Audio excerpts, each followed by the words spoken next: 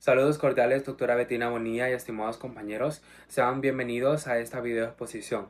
Antes de iniciar, nos gustaría compartirles una pequeña idea, la cual resume la importancia de nuestro tema, ya que muchas de las veces los microorganismos peligrosos no son solo aquellos fácil de visualizar, sino también aquellos que conviven de una manera silenciosa dentro de nuestro entorno y que estos esperan un momento oportuno para poder atacar a nuestro sistema inmune.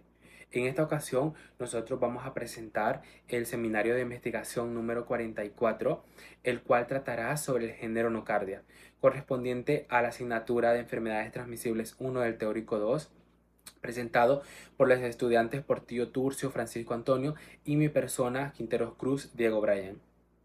Para este tema, nosotros nos enfocamos en dos bibliografías de suma relevancia, como lo son el libro de la OPS y también el texto de Jawed, los cuales no solo nos permitieron poder recopilar toda esta información de la cual venimos a hablar ese día, sino también poder entender de una manera sintetizada y también integral sobre todos estos comportamientos de este género. A lo largo de esta primera parte yo voy a abordar aspectos fundamentales de este género nocardia, incluyendo su descripción, sus características, sus clasificaciones, epidemiología, reservorio y también el mecanismo de transmisión. Luego nuestro compañero seguirá abordando aspectos de suma importancia sobre este género. El género nocardia. Introduciéndonos al tema, el género nocardia son un grupo de bacterias que tienen suma importancia dentro del estudio de las enfermedades transmisibles, principalmente porque estas pueden causar infecciones y afectar a diferentes órganos de nuestro cuerpo. Y algo muy interesante de estas bacterias es que no viven dentro de nuestro cuerpo humano, sino que pueden encontrarse en el ambiente, especialmente en el suelo, en el polvo y también en el agua. Así que esto hace que la exposición sea constante, aunque muchas veces no nos demos cuenta. Sin embargo, no todas las personas que están expuestas a este género se enferman. Esto se debe a que la nocardia es un patógeno oportunista. Esto quiere decir que aprovecha cuando el sistema inmunológico está debilitado para causar así una infección. Por ejemplo, una persona sana puede estar, digamos, diariamente en contacto con tierra y no presenta ningún problema. Más sin embargo, un paciente que tenga sus defensas bajas, como por ejemplo un paciente que tenga VIH o algún paciente que haya sufrido un trasplante, sí puede desarrollar esta enfermedad ya que su sistema inmunológico está debilitado. Y además, estas infecciones pueden ser graves porque pueden afectar a los pulmones y en algunos casos diseminarse en el sistema nervioso central. En cuanto a los objetivos para el desarrollo de este tema, tenemos principalmente al objetivo general, el cual nos dice analizar el género nocardia abordando sus características microbiológicas, epidemiológicas y clínicas con el fin de poder comprender su importancia en la salud humana, así como su diagnóstico, tratamiento, prevención y control. En cuanto a los objetivos específicos, estos nos piden describir los aspectos epidemiológicos del género nocardia, explicar la patología, cuadro clínico y complicaciones de la nocardiosis y también identificar los métodos diagnósticos, tratamientos y medidas de prevención. Entrando a la descripción de este género nocardia, es muy importante poder comprender sus características generales, ya que estas nos van a ayudar a poder diferenciarla de otros microorganismos. Una de estas características es que estas bacterias de este género son aeróbicas estrictas, lo que significa que necesitan oxígeno para poder sobrevivir. Esto explica por qué suelen encontrarse en el ambiente como en el suelo o en el polvo, donde hay una disponibilidad mucho más grande de oxígeno. Entonces, desde el punto de vista microscópico, estas presentan una morfología muy particular, como podemos observar en esta imagen. se observan como filamentos ramificados, es decir, unas estructuras tipo alargadas que se dividen en diferentes direcciones, ¿verdad? Similares a las hifas de los hongos. Ojo, esto es muy importante porque podemos confundirlas con hongos. Entonces, aquí es importante aclarar que aunque estas se parezcan a los hongos en su forma, no lo son, ya que son bacterias, pero con una estructura que puede confundir, especialmente cuando se observa por primera vez en el microscopio. Otra característica muy importante es que estas son bacterias gram positivas, lo que significa que su pared celular tiene una estructura gruesa de peptidoglicano que retiene el colorante violeta en la tensión de Gram. Entonces, además, son parcialmente ácido alcohol resistente. Esto quiere decir que al aplicar ciertas tinciones especiales, como por ejemplo la Quinjon, puede retener el colorante gracias a la presencia de ácidos micólicos en su pared celular. Entonces, para que se pueda entender un poco mejor, esto la hace un poco más similar a las micobacterias, pero no completamente iguales, ya que también son bacterias de crecimiento lento, lo que en el laboratorio pues se representa un gran desafío, ya que puede tardar varios días o incluso hasta semanas en formar colonias visibles. Entonces, esto puede retrasar aún más un diagnóstico. En cuanto a su cultivo, estas forman colonias, que ya más adelante vamos a ver unas imágenes sobre esto, que estas colonias pueden variar en color, desde blanca hasta amarillentas o incluso anaranjadas, y pueden tener una textura tipo rugosa o seca. Veamos las clasificaciones ahora. Es importante entender que el género Nocardia incluye varias especies y cada una tiene comportamientos clínicos diferentes. Por ejemplo, tenemos a la Nocardia brasiliensis, que esta se asocia principalmente a infecciones cutáneas. Esto ocurre generalmente cuando hay una inoculación traumática, es decir, cuando la bacteria entra al cuerpo a través de una herida, como por ejemplo una persona que se ha cortado, digamos, trabajando con tierra o en jardinería. En este caso, la bacteria puede ingresar por la piel y causar una infección local. También tenemos a la nocardia esteroides, que esta es una de las especies más importantes y frecuentes, ya que se relaciona principalmente con infecciones pulmonares. Esto se debe a que entra al organismo por medio de la inhalación, es decir, al respirar partículas de polvo contaminadas. También tenemos a la nocardia farcínica, que esta especie es especialmente relevante porque presenta alta resistencia a antibióticos. Esto significa que no responde fácilmente al tratamiento habitual, lo que la hace más peligrosa, y además puede causar infecciones diseminadas, es decir, que no se queda en un solo órgano, sino que puede afectar a varios, como por ejemplo los pulmones, el cerebro u otros tejidos. También tenemos a la nocardia siriansi-geórgica, que esta es una especie que se ha identificado con mayor frecuencia en los últimos años y se asocia a infecciones respiratorias, heridas, y también puede afectar al sistema nervioso central. Y aquí es importante entender algo: no todas las especies de nocardias se comportan igual, y esto influye directamente en el diagnóstico, el tratamiento y el pronóstico del paciente. Hablemos un poco ahora sobre la historia del género Nocardia. En esta diapositiva podemos observar una línea de tiempo que resume los principales hitos en el estudio del género Nocardia, lo cual nos permite entender cómo ha evolucionado su conocimiento a lo largo de los años. Iniciamos en 1888, cuando Edmond Nocard describe por primera vez a la Streptotrix forcínica en bovinos, asociada a una enfermedad conocida como farcing del ganado. Este fue el principal acercamiento a este microorganismo.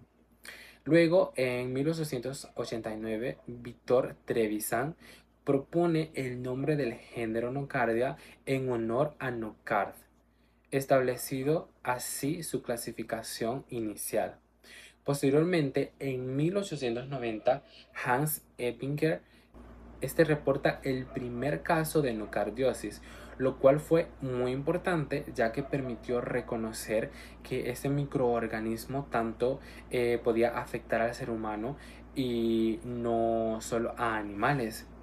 Más adelante, en 1943, Selman Waxman logra diferenciar anocardia de otros antinomicetos. Aquí es importante explicar que los antinomicetos son un grupo de bacterias con características similares, por lo que esta diferenciación fue clave para su correcta identificación. Finalmente, en 1944 se introduce el tratamiento con sulfonamidas, marcando un avance importante en el manejo de la enfermedad, ya que permitió empezar a tratar eficazmente las infecciones causadas por este género. Como podemos ver, esta línea de tiempo nos muestra cómo desde su descubrimiento hasta el desarrollo del tratamiento, el conocimiento sobre nocardia ha ido evolucionando de manera progresiva. Y también últimamente en esos años han surgido actualizaciones que de esto les hablará más adelante nuestro compañero Francisco. En cuanto a su epidemiología y distribución, desde el punto de vista epidemiológico, las infecciones por nocardia son exógenas, es decir, no forman parte de la flora normal del cuerpo humano, sino que se adquieren directamente del ambiente. Esto es importante porque nos indica que la infección no depende del contacto con otras personas, sino por la exposición a fuentes ambientales. El microorganismo se encuentra ampliamente distribuido a nivel mundial, especialmente en el suelo rico en materia orgánica, el polvo, el agua y materiales de descomposición. A pesar de esta amplia distribución, la nocardiosis no es una enfermedad frecuente ni produce epidemias. Esto significa que no aparecen brotes, sino que los casos ocurren de una manera aislada y su aparición depende principalmente de dos factores claves, como por ejemplo la exposición al microorganismo y el estado inmunológico del huésped, que es muy importante, ya que en ese sentido los grupos más afectados son los pacientes inmunocomprometidos, como personas con VIH, pacientes que hayan sufrido trasplante y personas en tratamiento con inmunopresores. También pueden verse afectados pacientes inmunocompetentes, especialmente si tienen enfermedades pulmonares crónicas como bronquitis, asma. Ahora sí veamos al reservorio.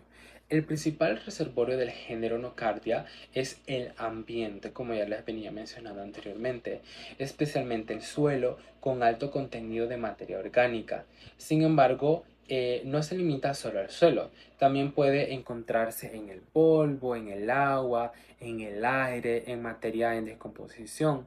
Entonces, estas bacterias son saprófitas, lo que significa que obtienen su energía a partir de la materia orgánica muerta y no necesitan un huésped para poder sobrevivir. Esto explica por qué están tan ampliamente distribuidas y por qué el contacto con ellas es prácticamente inevitable. Por ejemplo, actividades cotidianas como la jardinería, la agricultura o incluso estar en ambientes con mucho polvo pueden presentar una forma de exposición.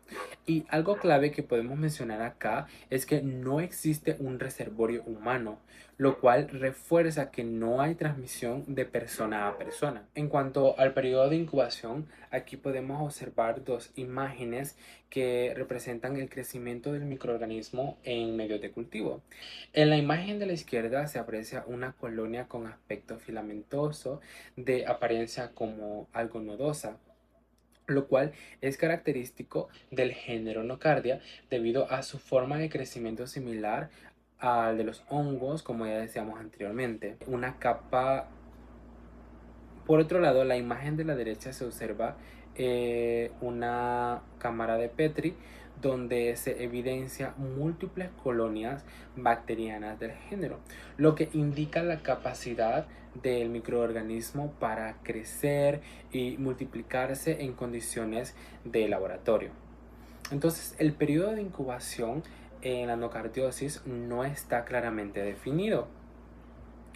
Esto se debe a que depende de varios factores como la cantidad de bacterias que ingresan al organismo, la vida de entrada, como respiratoria o cutánea, y sobre todo el estado del sistema inmunológico del paciente. En términos generales, pues este puede variar desde varios días hasta semanas e incluso en algunos casos puede ser más prolongado. Y eso tiene una implicación importante. Muchas veces es difícil identificar el momento exacto en que ocurrió la infección, lo que puede retrasar aún más el diagnóstico. Por ejemplo, un paciente puede haber estado expuesto al microorganismo semanas antes de presentar síntomas, sin relacionarlo directamente. Periodo de transmisión. En el caso del género nocardia, no existe un periodo de transmisión en el sentido clásico. ¿Por qué? Porque no hay una transmisión de persona a persona. A diferencia de otras infecciones bacterianas o virales, donde el paciente puede contagiar a otros, en este caso, pues no ocurre. Esto significa que un paciente con nocardiosis no representa un riesgo contagioso para quienes lo rodean. En lugar de un periodo de transmisibilidad, lo que existe es un riesgo continuo de exposición ambiental y que el microorganismo está presente de forma constante en el entorno. Esto es importante desde el punto de vista epidemiológico porque cambia completamente la forma en la que se previene la enfermedad. Y para finalizar mi parte, tenemos al mecanismo de transmisión. El mecanismo de transmisión del género nocardia está directamente relacionado con su origen ambiental. Existen dos vías principales de entrada de este microorganismo. Por ejemplo, tenemos a la inhalación, que es la más frecuente, y esto ocurre cuando una persona respira partículas de polvo que contienen esta bacteria. Esta es la razón por la cual la forma pulmonar es la más común.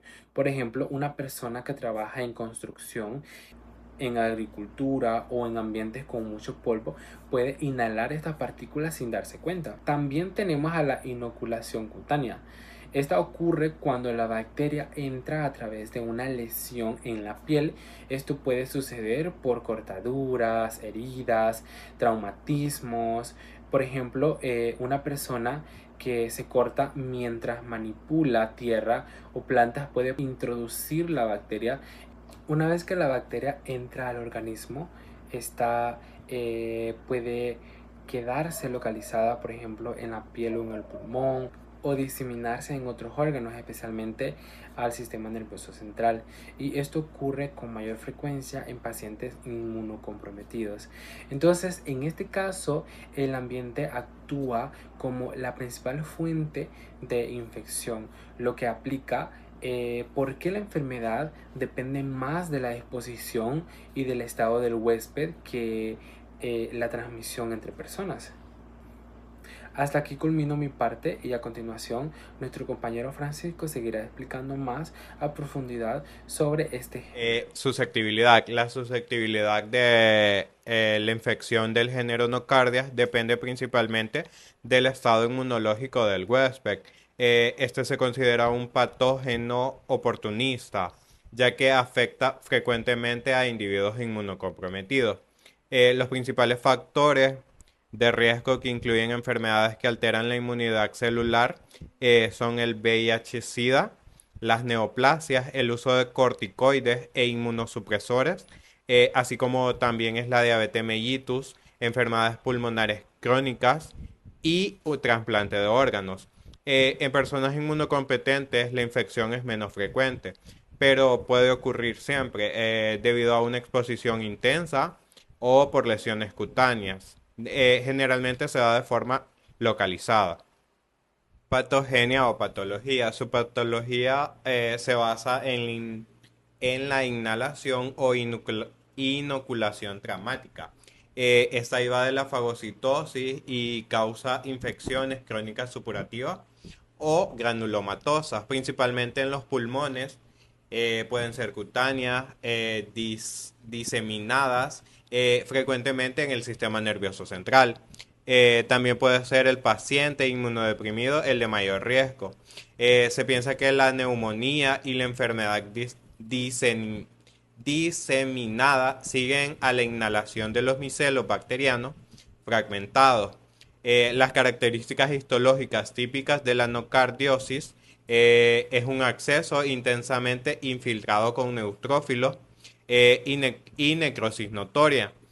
Suele haber un tejido de granulación que rodea la lesión y es inusual encontrar fibrosis o encapsulación importante. El actinomiocetoma. Este se caracteriza por ser una inflamación supurativa con formación de trayectos fistulosos. En ocasiones en las preparaciones histológicas se observan gránulos, o sea que son microcolonias compuestas de densas masas de filamentos bacterianos que se extienden radialmente desde el núcleo central. A menudo estos se encuentran en las secreciones liberadas de las lesiones del actinomiocetoma, pero prácticamente nunca en las lesiones de otras formas de nocardiosis. Nocardiosis pulmonar es la presentación clínica con mayor frecuencia. Esta puede afectar a cualquier persona. Sin embargo, siempre se da con mayor predilección a personas inmunocomprometidas, ya que se ha observado en cohortes donde el 81.6% de quien padece la afección pulmonar tiene inmunosupresión, seguido de personas con patologías pulmonares previas, que es el 46%. Personas con VIH también tienen un 8% y clínicamente las especies de nocardia pueden causar enfermedades similares a las de la tuberculosis, como es fiebre, tos, dolor torácico, sudoración nocturna, disnea, pérdida de peso, dolor pleurético, expectoración purulenta y además los pacientes con lesiones cavitadas pueden presentar hemoptisis. Cuadro clínico. En el cuadro clínico, la infección por neocardias es variable, inespecífica y de evolución subaguda o crónica. Esto dificulta que se reconozca a temprana.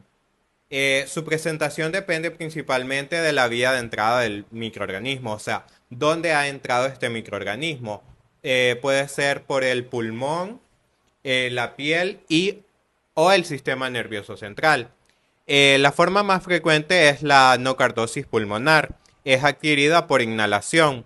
En esta los microorganismos se establecen en el parénquima pulmonar, generando un proceso inflamatorio que puede evolucionar hacia necrosis y formación de abscesos. Clínicamente se manifiesta con tos persistente. También puedes tener fiebre intensiva variable, disnea progresiva, dolor torácico y pérdida de peso. En algunos casos puede presentar hemoptisis. La evolución suele ser lenta, lo que favorece la confusión con otras patologías respiratorias, como lo habíamos hablado ya, la tuberculosis o infecciones mitóticas. La forma cutánea, esta se puede originar por inoculación directa del microorganismo a través de lesiones de la piel. Inicialmente se observan nódulos y en algunos casos estas lesiones siguen trayectos linfáticos, generando un patrón esferotricoide. Cuando el proceso se cronifica puede evolucionar hacia un micetoma, que esto se caracteriza por el volumen o la formación de físulas y el drenaje de material purulento, lo que compromete a tejidos profundos o incluso a estructuras óseas. También existen formas linfocutáneas en las que la infección progresa a lo largo de los vasos linfáticos. Aparecen múltiples nódulos subcutáneos. En estas presentaciones puede confundirse con otras infecciones granulomatosas, lo que complica el diagnóstico. En el diagnóstico, las muestras consisten en esputo, pus, líquido cefalorraquídeo y material de biopsia. Las frotis de teñidos con Gram revelan bacilos Gram positivos, células cocobacilares y filamentos de anclaje, con la tinción de ácido alcohol resistente modificada. La mayoría de los aislamientos será de ácidos de alcohol resistentes. Las especies del género Nocardia se desarrollan en casi todos los medios de laboratorio. Las pruebas seriológicas no son útiles. Los métodos moleculares son necesarios para la identificación a nivel de especie, lo cual es necesario para propósitos tanto como epidemiológicos como de tratamiento. Es posible encontrar anemia y leucocitos, así como un aumento de la sedimentación glomerular y las globulinas séricas. El antígeno más prometedor para el diagnóstico es una proteína específica de 54 kilodalton, que puede demostrar mediante los anticuerpos monoclonales. Se ha perfeccionado el método convencional sólido con enzimo inmunoanálisis de absorción, o sea, ELISA, basado en dos antígenos inmunodominantes. Diferencial. Se diferencia con la tuberculosis pulmonar. Su principal diferencia entre la nocardiosis y la tuberculosis radica en el agente causal. La nocardiosis es causada por bacterias del género Nocardias, mientras que la tuberculosis es causada por la Mycobacterium tuberculosis. Además, la nocardosis puede ser más difícil de diagnosticar, ya que la bacteria neocardia puede tardar en crecer en un cultivo. Neumonía pulmonar. La nocardosis suele ser un poco más común en personas con un sistema inmunológico débil, mientras que la neumonía pulmonar puede afectar a personas de todas las edades. La nocardosis se caracteriza por la presencia de neocardia en el tejido afectado. En cambio, la neumonía pulmonar se identifica por la presencia de infiltrados en los pulmones y la inflamación de los sacos aéreos independientemente del agente causal. Ambos pueden presentar síntomas similares como fiebre, tos y dificultad de respirar, pero la nocardosis puede tener manifestaciones específicas según la localización de la infección, como lesiones cutáneas o cerebrales. El micetoma. Este se distingue por la formación de granos que son agregados a organismos causantes dentro del tejido. La nocardosis no siempre presenta grano. Y también la nocardosis es una infección causada por bacterias de bacterias neocárdicas, que puede presentar como micetoma, pero a diferencia del micetoma no siempre presenta grano. En la tabla de la nocardosis, para el tratamiento, en la diapositiva vemos un cuadro donde están los medicamentos usados, las dosis sugeridas, las vías de administración y la frecuencia de cada uno de estos, cada cuánto los puedes usar. La micacina se usa en dosis de 500 miligramos. Puede ser intramuscular o intravenosa. Su frecuencia o la dosis de duración es cada 12 horas, mínimo por 3 semanas. La minociclina puede ser de 200 a 600 miligramos, dependiendo de cómo la enfermedad ha afectado en tu sistema. Es de dosis oral y puede estar repartido en el día durante un periodo que te lo han recetado. La ampicilina puede ser de 1 a 6 gramos. Esta se puede dar o se puede prescribir de forma oral o intravenosa. También se reparte durante el día. La eritromicina puede ser de 1 a 3 gramos. Se da de forma oral y también se reparte en el día, la dosis. La fosfomicina está sugerida de 500 miligramos de forma oral y puede estar dada de cada 8 horas, o sea, 3 veces al día. La clarotimicina es de 500 miligramos, se puede dar de forma oral y es cada 12 horas durante 3 meses. En la diapo también hablamos un poco sobre complicaciones. Las complicaciones por el género, como ya lo hemos abordado anteriormente, se caracterizan por tener una evolución lenta, persistente y con tendencia de diseminación, especialmente como ya lo hemos hablado en pacientes inmunocomprometidos. Una de las principales complicaciones es la diseminación hematógena desde el foco inicial, generalmente en los pulmones hacia otros órganos. En el sistema nervioso es uno de los sitios más afectados donde pueden formarse accesos cerebrales que produce cefalea, o sea, dolor de cabeza, convulsiones y alteraciones neurológicas representando una de las manifestaciones más graves. Además, también esta infección puede causar daño progresivo a los tejidos afectados con formación de accesos y destrucción del local, o sea, que destruye donde se enfoca, lo destruye, tanto a nivel pulmonar como cutáneo, o sea, en la piel. Esta evolución crónica favorece a retrasos en el diagnóstico y aumenta el riesgo de complicaciones. Otra complicación importante se podría decir que es la persistencia de la infección. O sea, esta infección tarda o puede llegar a estar en tu cuerpo, pero no se va a ir fácilmente. Y también es posible que vuelvas a recaer una y otra vez en esta infección de nocardiosis, especialmente si no seguís el tratamiento y tu sistema inmunológico es malísimo. Prevención. No hay medidas específicas para prevenir o controlar la nocardiosis, ya que se transmite por el suelo y está muy extendida en el medio ambiente. Sin embargo, se puede reducir el riesgo de contraerla tomando medidas de higiene y evitando el contacto con el suelo contaminado. Si el paciente tiene un sistema inmunológico debilitado, deberá tomar ciertas precauciones al trabajar en el suelo.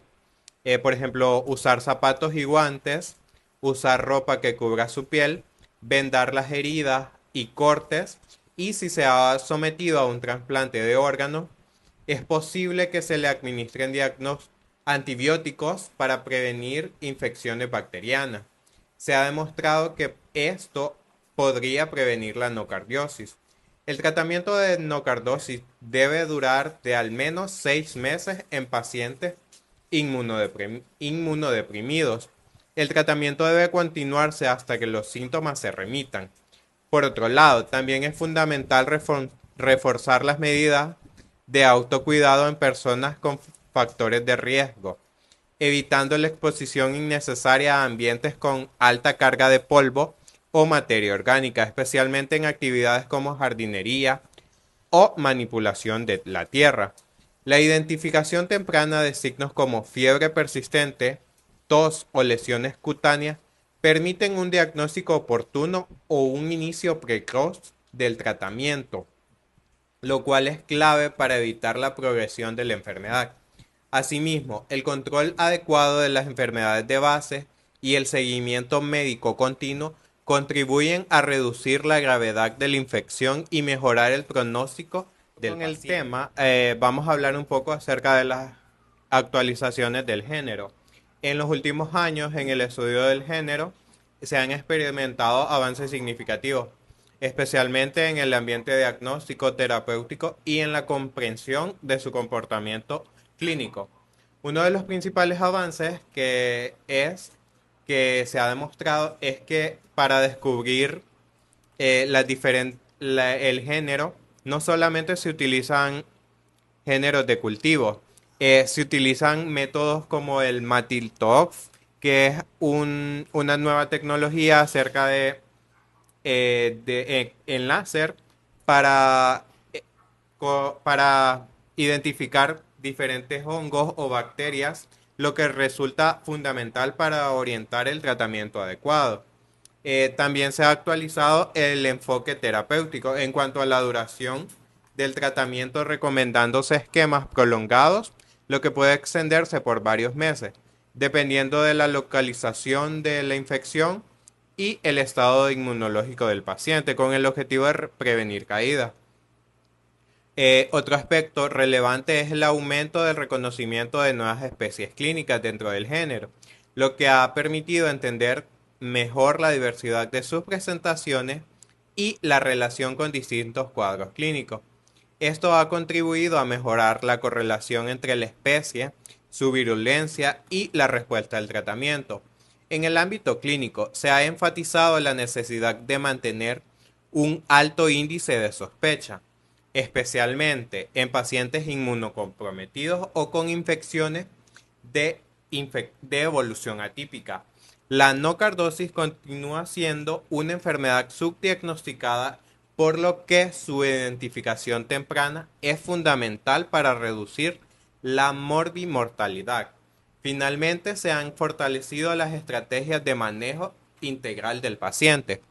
Esto incluye el control de factores predisponentes, la optimización del estado inmunológico y el seguimiento clínico estrecho, lo que ha mejorado el pronóstico en comparación con décadas anteriores. Conclusión, tenemos que el género nocardia es una de las infecciones oportunistas y aunque esté en el medio ambiente, los pacientes que pueden llegar a sufrir más por esta afección del género nocardia son los pacientes inmunocomprometidos, pacientes con diferentes enfermedades que son crónicas, enfermedades agudas que tienen un sistema inmunológico más débil.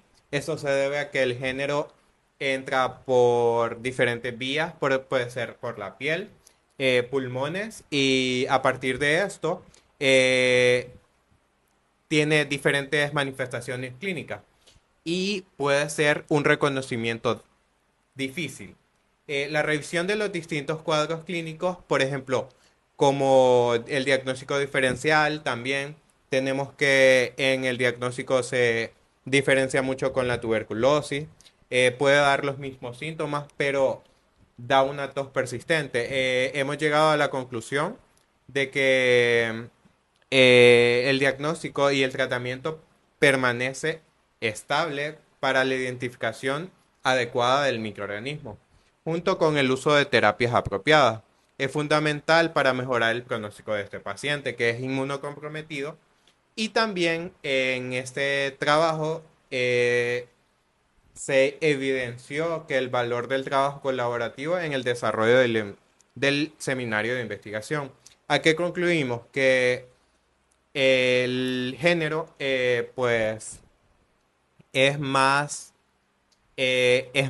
adaptativo a personas con un sistema inmunológico débil. Y eso es todo de nuestra parte como tema 44 del Teórico 2. Les deseamos un feliz día, tarde o noche a la hora que estén viendo el video. Feliz día.